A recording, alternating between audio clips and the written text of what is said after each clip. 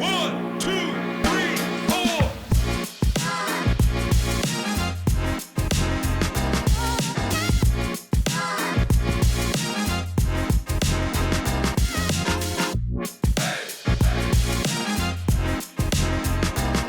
Well, we'd like to welcome everyone into another episode of Talkin G-MAC, and I'm really excited about this episode for a multitude of reasons, but we're really excited and happy to celebrate D2CCA Officials Appreciation Week for our winter season. And if you've been an avid listener of Talkin G-MAC, you'll probably remember a few weeks ago, back in the fall, we had our assigner of football officials, Gene Sterator, on. Well, it is my pleasure to introduce you all to Bill Eck, who is our supervisor for officials for men's basketball. And he also finds himself officiating games during the winter season for the Big Ten and MAC. So, Bill, thank you so much for taking some time out of your very, very busy schedule to chat with us a little bit about officiating. Thanks, Katie. Appreciate the time. Well, before we kind of get into, and I'll give everyone a quick synopsis. If you didn't listen to the Gene Sterator episode, you probably are wondering what a supervisor of officials is, and you may not even realize that that's kind of how things happen in the Division 1, 2, and 3 space and the NAIA and all of that. Officials don't just show up for games. There's somebody like Bill who kind of has a pool of officials and he schedules those out. So, Bill, we obviously appreciate what you do for us here at the GMAC, but I kind of want to know how you got started in officiating in general, and really where, at what point in that time did you start, getting interested in maybe supervising, and how did you end up in the role that you hold with us here at the GMAC? Wow.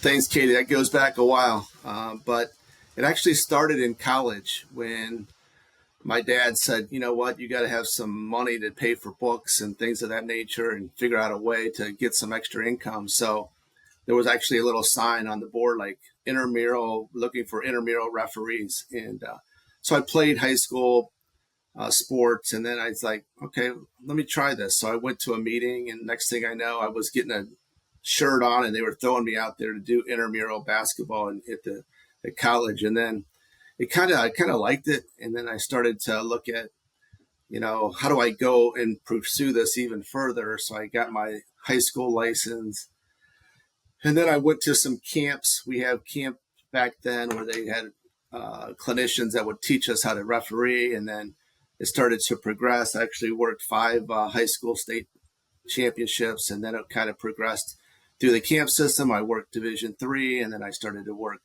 Division 2, and then I got an opportunity to work Division 1. And then I was progressing up the Division 1 ladder, and the opportunity came where one of the supervisors was retiring, and I always wanted to try to help and give back because so many people helped me. So there was an opportunity to get a Division III conference. It was called the OAC, the Ohio Athletic Conference. And I started there. There was another conference called the American Mideast, which I also got the same year. But then it's kind of started small with the Division III, those 2 conferences. And then we started to get calls from other leagues saying, would you be interested, things of that nature. So it's grown. And then when the GMAC was formed, I got a chance to meet Tom, Commissioner Dagger, and we had a nice discussion. And he's like, hey, we're starting this league, blah, blah, blah. We're looking for somebody with experience. So we hit it off very well. And basically, Tom hired me to start as the GMAC started. So I've been with the GMAC since we started, and it's been a great ride. The leadership team is just amazing, and the conference has grown, and it's been an exciting ride. So, and I still referee at the Division 1 level, and now I have over 150 schools that I assign, and over 450 referees that are kind of underneath our umbrella that we call elite officiating. Well, Bill, we certainly appreciate all the time that you've given to the GMAC, and it's so cool to see how you've been there since the very beginning. So you've seen our conference ebb and flow for over the last 13 or so years. So we definitely appreciate it, and what a better way to thank you than on multiple levels for what you do, within the Division One space and what you do for us here at the GMAC for Officials Appreciation Week. Well, you mentioned the giving back part, and going back to the interview that we did with Gene, he said the same thing. That was why he wanted to get into the supervising space, because so many people helped him move through those ranks. He wanted to be able to give back, and he felt like that was the best way that he could give back, not only to officiating but to the game of football. Can you expound upon, for someone who may not know what you do on an everyday basis with those 450 officials, what what is that, where does that give back come from, and how do you help these young men and young women prepare to move up the ranks like you did, and hopefully maybe find themselves in the Division One space at some point? Yeah. Kind of like what Gene would have said in the fall. Somebody helped us or helped me get to where I'm at today. And, I wanted to try to help give back what I got to other people, to try to help them get to their promise or whatever that dream may be. Some people it's Division One, some people it's just getting into college, some people it's just getting a better high school schedule. So the goal all the time was to just try to help officials get better, and whatever that may be for them may be different. But every time that they went out on the floor to try to help them improve, because it just helps the game, whether it's junior high or all the way up to Division One. If we get better officiating, the games are better. So that was kind of the ultimate goal, was just to try to help people get better, and then whatever happens after that was up to them. But we do a lot of like off season. We do a lot of training in the off season with camps where people will come. It could be people already on the staff, or people trying to get on the staff, or just people trying to get better. So we have 2 camps typically in the summer where we do a lot of training. I bring in the top clinicians, I bring in speakers, we do some mental preparation, things of that nature. And then we do a lot of off-season training. And then during the season, we're constantly doing video work. I send out a lot of video plays. We do quizzes. They have to go to a clinic. We do conference calls. So there's a lot. People always say, the officials aren't accountable. Well, let me just tell you, they're very accountable, because we hold them accountable because of the things that we require them to do. And if there's mistakes during the game, we try to learn from those mistakes so we don't make them again. So there's a lot of training that goes on throughout the season as well. It's not just in the summer. So it's constant. It's almost it's a 12-month gig for a lot of these folks, because it never ends, their training, because there's always somebody trying to improve, to get better. So that's kind of my passion. I mean, once I lose that passion to try to help people get better, then I'll probably get out of it.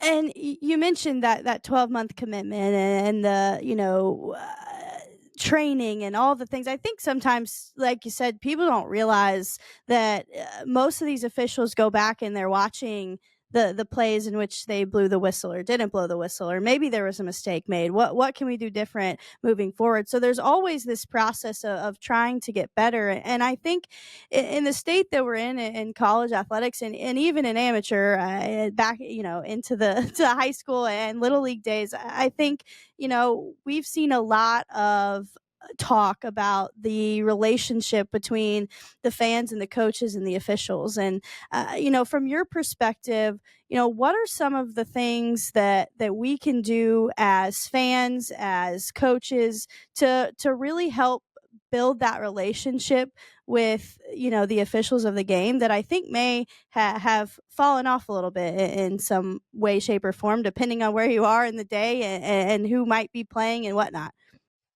Yeah, I mean, this is something that I'm real passionate about, because the treatment of officials, that's one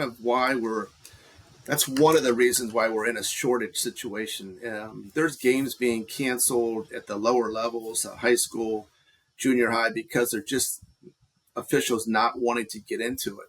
And one of the big reasons is the treatment that they get from the fans, sometimes the coaches, Sometimes it's just a variety of things that they just don't want to deal with all the headaches. So, the treatment of officials, I think, is critical. I mean, we are human.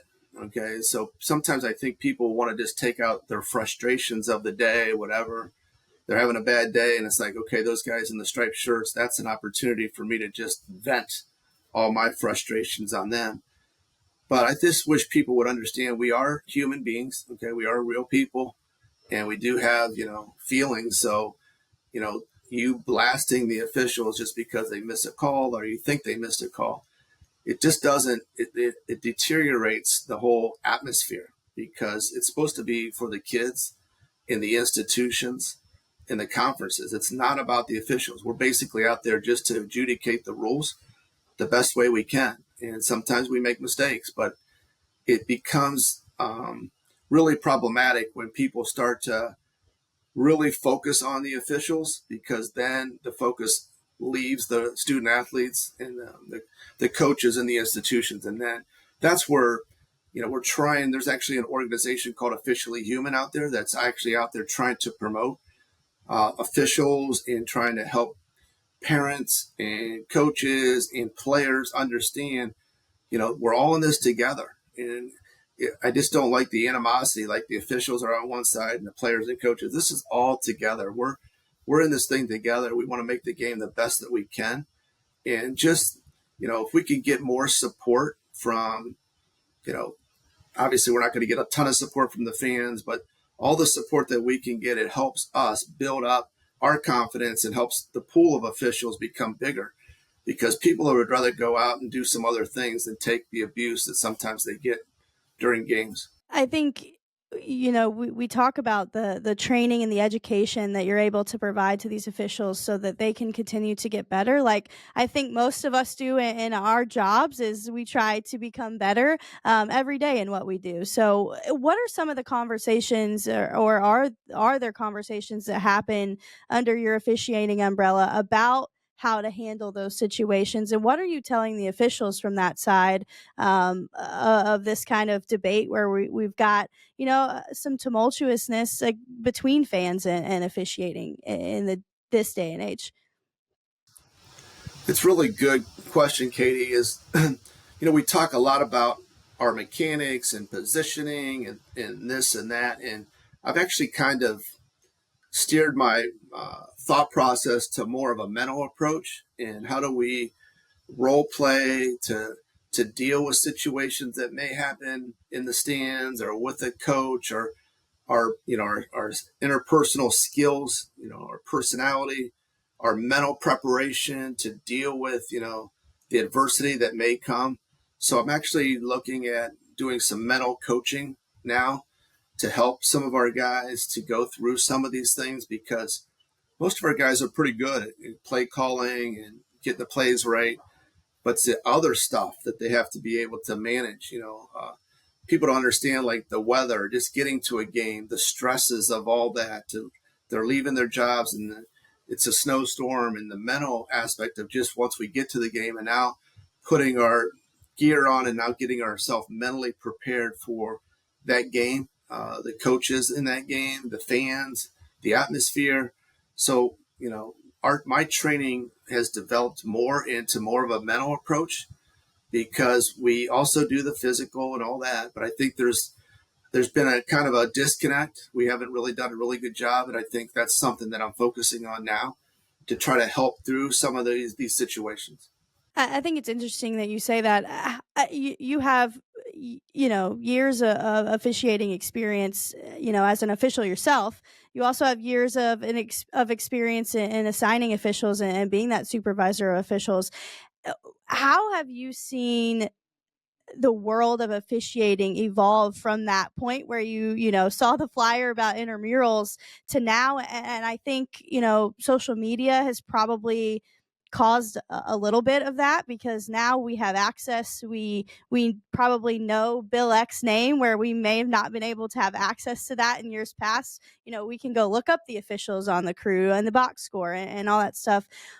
How have you seen things change, and where do you see officiating going from here? Yeah, I mean, social media technology has really changed. This is my 16th year of supervising and 30 years of officiating at the college level. So I've seen a lot of changes in that time. And I will tell you that the technology piece, the social media piece, has made it a lot different. For example, you'll go into a game now and there's multiple camera angles. There's people with, video. They got their phones. Back in the old days, they'd have one camera and you get a DVD and you'd have to get it looked at, and it would just take now everything. If you have plays or something that happens, it's YouTube on the channel before you even get out of the locker room. So managing through the technology has been a challenge because there's a lot of people that are really engaged with looking at technology and the negativity that may come with that. It can really, again, go back to that mental approach. If they keep seeing these plays and they're negative, that's where they need my help to try to help guide through that. I'm not a big technology guy as far as social media because I just feel like it's not real positive from my standpoint. There's a lot of positives for a lot of people, but there's a lot of negativity that goes along with sports officiating. If you look at just the last couple of years, they're just NFL, NBA, college basketball, Major League Baseball, everything is just getting micro dotted as far as officiating. So there's just more camera angles. There's more people focused on it. And so it's made it harder. And the referees know that. And their training is, it's so much different now. They're trained to understand video technology. They're really good with technology and helping them too. But there's been some negativity too, as far as what, the community is doing out there and bringing plays to us. And so there's been good and bad with it. And that technology piece, we've obviously over the years seen the advancements that have been made in video replay, and even bringing replay into all of this.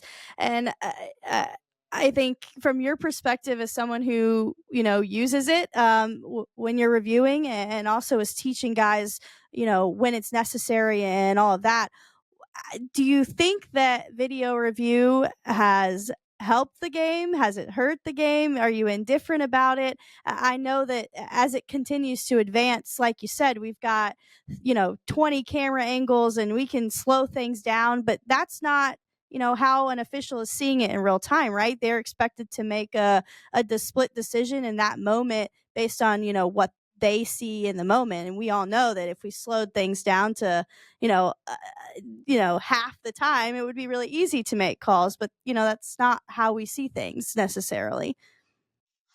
Yeah, I think, when video replay started, it was basically to try to catch the egregious misses that we would have. So it's just obvious. Everybody sees it. It was out of bounds or this, and then we would go over and just get the egregious ones and try to get them right. And what's happened is it's getting so much better, but then it's also they've microdotted. Now they want, we have to get everything perfect. It wasn't just the egregious calls. Now it's every little thing. And then you got to go back, 8 times and slow mo it. And they still want them. So I think we've kind of lost perspective of what replay was intended for. It was just to get the big misses and the obvious misses. But now we're going back and trying to get almost everything. So I think it's slowed down the game.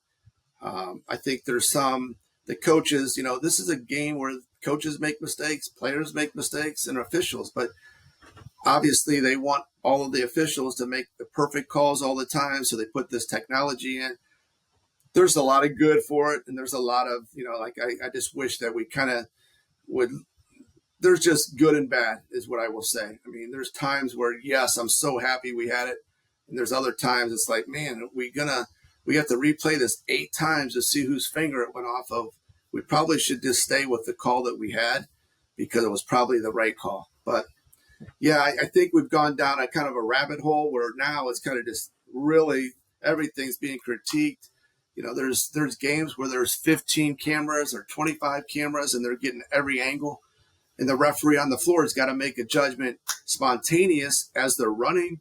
They got to make a play. They don't have 15 angles in their brain to make a call. So there's been good. I think it's slowed down the game. I think there's some things that we need to tweak.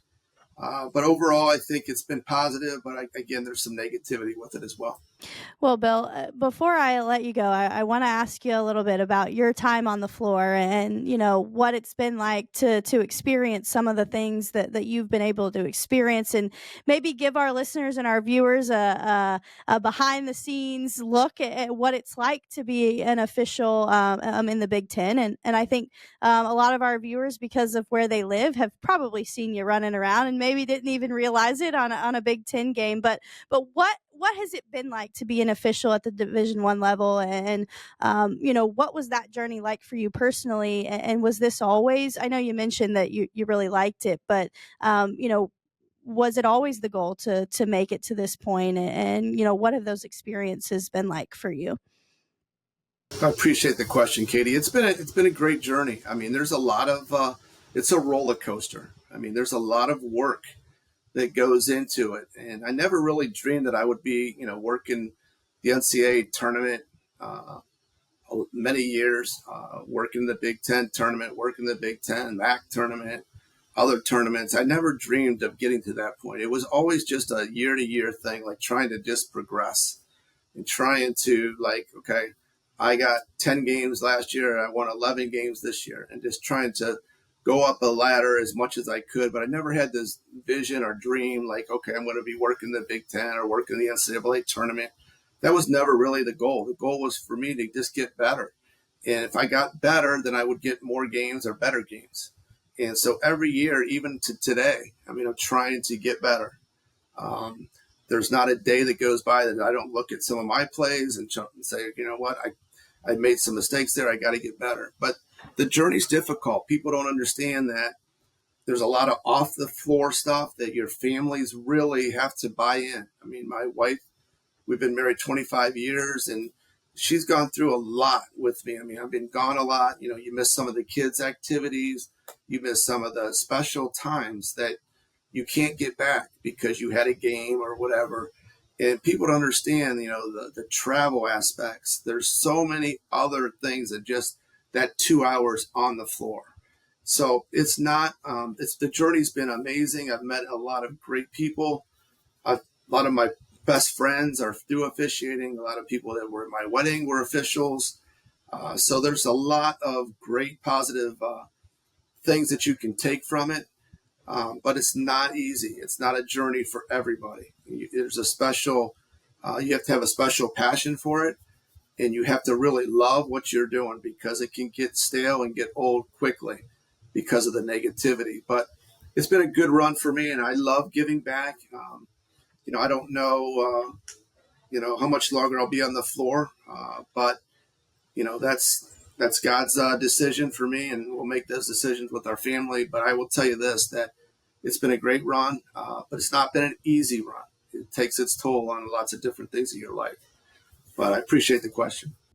Well, you talk about the travel. I think in getting to know you in my time here at the G-MAC, that's been the most interesting thing, and something that I didn't realize is, you might go to 3 games during the week, and you might be bebopping around all over Big Ten country. What do some of those weeks look like? Can we put it into perspective for people who don't really realize that you get to a city, you get off the plane, you make it to the arena, and then you may stay a couple hours in a hotel, and then you're back on a plane. What can we kind of give a synopsis of what a week for you might look like a busy week for you?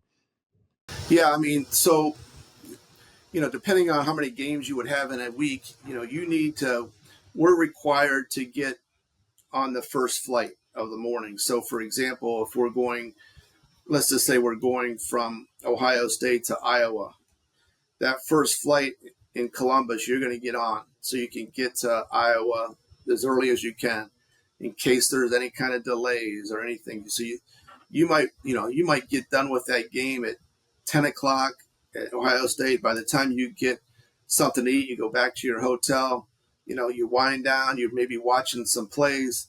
It could be 12:30, 1 o'clock before you even think about sleeping. Now you got to get on that 6 o'clock flight. So now you're up at 4 o'clock. So typically what people will do is they'll get on that first flight and they try to get to that city and try to maybe, sleep or get a nap at that new city. Let's say it was Iowa, try to get some rest. And then you got that game that night and then you do it again. And then you get into weather situations. Example, this weekend, I had to book 2 different flights. I was worried about getting to my site and it got delayed 4 times and I had to go to a different flight.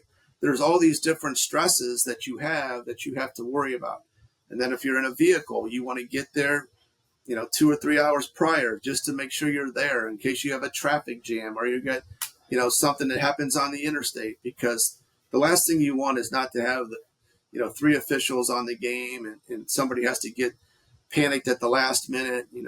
My guys are required to be at the game site an hour and 15 minutes prior just to get there and get themselves ready, just in case we have any kind of construction or something that could come up. So yeah, then you're doing it every night. So you have to be mentally, your mind has to be good and you have to be physically good. You got to eat right. You got to do all those things. So when you get on the floor, you're at your peak performance, because every night those coaches want you at your peak. And so you have to really do some, mental preparation, meal preparation, physical preparation, and, try to get as much sleep as you can. It just depends on the week. Sometimes you have off days. Sometimes you're going back to back to back. It just depends on the situation. But there's a lot. I mean, my wife said I'd be a great, travel agent, because I'm constantly figuring out my own flights and this and that, hotels, and figuring all that stuff out. So you have to do all that stuff behind the scenes that people don't know. They just think you're going to the referee, but you're doing all this other stuff as well. Well, I want to end on a trip down memory lane a little bit. And I know you've got, 30 years worth of officiating, but is there one game or one moment, and maybe it had nothing to do with the actual, the officiating part of it, but to be involved or at a certain event? Are there, and I'm sure there are many, but is there one that sticks out in your mind that you can kind of share about that, you're grateful and thankful that you were even able to witness it in person? I think I know as a fan, I've got a couple, but you get to see the game from a different perspective. So is there anything that sticks out in your mind or any one event? Yeah, I mean, it's not really, there's so many good games that I could go back to, but I will tell you the whole event situation that I'll never, ever forget is during COVID. We had a scenario where they limited to 60 some referees, because they didn't want to we had to do, multiple things during that time. So we had to go to a hotel in Indianapolis 7 days prior, just to make sure we were quarantined and doing our testing. We had to do testing every day. We were all 60 of us were in this hotel, the same hotel. We were not allowed to leave the hotel at all. We weren't allowed to go out the front doors or anything unless we were going to our game. And they brought food in and we played games and we were in each other's rooms. The bonding experience, I mean, some of the referees were there 30 some days, because if they worked the Final Four, they were there the whole time. And some of us, were there 12, 14, 15 days in the same room. And my room was not very big. So you got an experience of the camaraderie of the guys that were there, and ladies. And then we also had video training every day and just the stress of that. But I'll go back to, the games were being played. We were excited about, there was no fans there, but we got to the games and then the games got played. TV got to view it. But just that whole experience of being part of that, it'll never be forgotten, because it was just, the whole being able to be part of it and being able to play the games was a big deal. Yeah, what a way to welcome back the NCAA tournament. I know uh, it wasn't maybe ideal, but we do appreciate you spending time away from your family, and it's a wonderful time to thank you, Bill, again for all you do for us here at the GMAC and for all you do. I know the Big Ten and the other conferences that you work with are thankful for you as well. So a perfect way to wrap up and thank you once again during D2 CCA Officials Appreciation Week. So Bill, we appreciate your time today, and thanks for all the stories and all the insight, and hopefully maybe you inspired someone to start refereeing intramurals, because you never know where it will take you. Yeah, please, if you're interested, reach out. We can use new officials all the time. So reach out and we'll try to help anybody that really wants to get involved. So thanks for your time, Katie. I look forward to seeing you down the road.